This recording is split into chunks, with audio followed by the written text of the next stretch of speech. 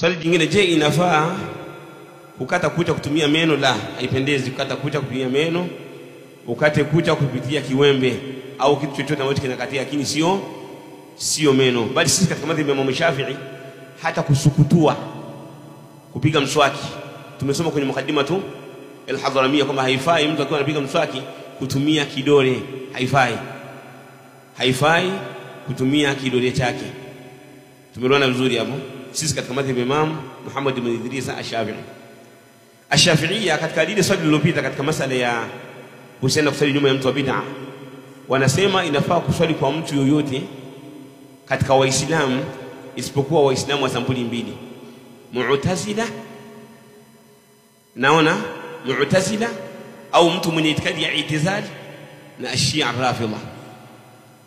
Haya maelezo yameyataja Shafi'iyya katika vitabu vyao. Inafaa kuswali kwa Waislamu wote isipokuwa kwa Mu'tazila na Shia Rafidha. Haifai.